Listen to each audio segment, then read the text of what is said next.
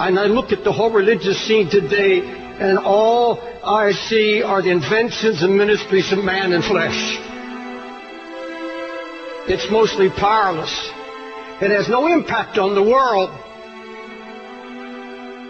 And I see more of the world coming into the church and impacting the church rather than the church impacting the world. I see the music taking over the house of God. I see entertainment taking over the house of God.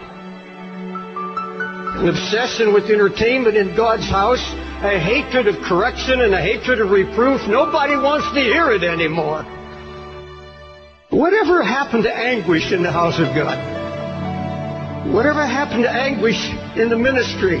It's a word you don't hear in this pampered age. You don't hear it.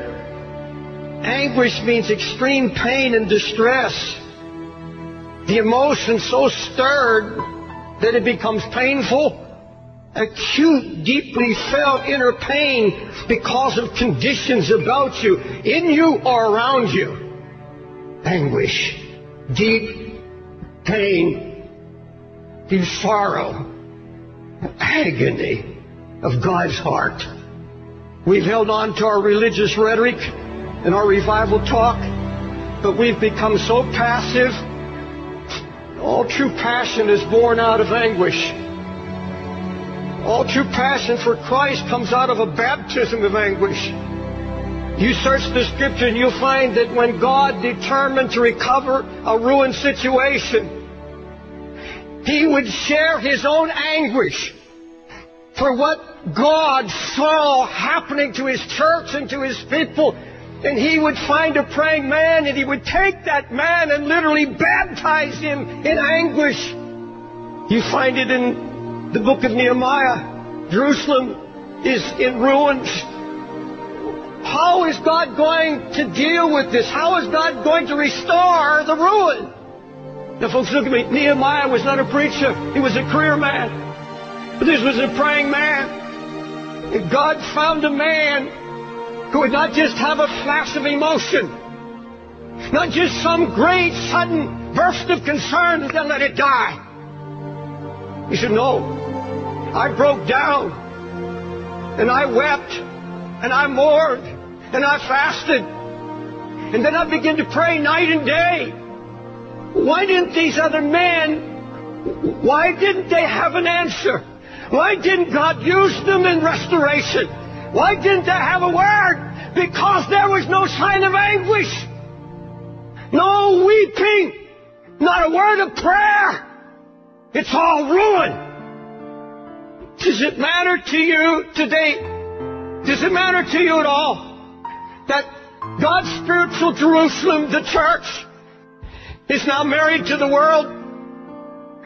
That there's such a coldness sweeping the land? Closer than that, does it matter about the Jerusalem that's in our own hearts? The sign of ruin that's slowly draining spiritual power and passion, blind to lukewarmness, blind to the mixture that's creeping in. That's all the devil wants to do, is get the fight out of you and kill it.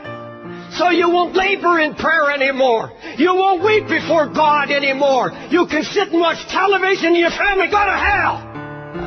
Let me ask you, is what I just said convicted you at all? There's a great difference between anguish and concern. Concern is something that biggest interest you. You take an interest in a project or a cause or a concern or a need. And I want to tell you something I've learned over all my years, 50 years of preaching. If it is not born in anguish, if it has not been born by the Holy Spirit, where when you saw and heard of the ruin that drove you to your knees, took you down into a baptism of anguish where you began to pray and seek God, I know now. Oh my God, do I know it. Until I'm in agony, until I have been anguished over it, and all our projects, all our ministries, everything we do, where are the Sunday school teachers that weep over kids they know They're not hearing and they're going to hell. You see, a true prayer life begins at the place of anguish. You see, if you set your heart to pray, God's going to come and start sharing His heart with you. Your heart begins to cry out, oh God, your name is being blasphemed. The Holy Spirit's being mocked. The enemy is out trying to destroy the testimony of the Lord's faithfulness, and something has to be done. There's going to be no renewal, no revival, no awakening until we're willing to let Him once again break us. Folks, it's getting late and it's getting serious. Please don't tell me you're concerned when you're spending hours in front of internet or television. Come on. Lord, there's some need to get this altar and confess, I am not what I was. I am not where I'm supposed to be. God, I don't have your heart or your burden. I wanted it easy. Didn't want to be happy. But Lord, true joy comes. True joy comes out of anguish. There's nothing of the flesh will give you joy. I don't care how much money, I don't care what kind of new house. There is absolutely nothing physical can give you joy. It's only what is accomplished by the Holy Spirit when you obey Him and take on His heart. Build the walls around your family. Build the walls around your own heart. Make you strong and impregnable against the enemy. God, that's what we desire.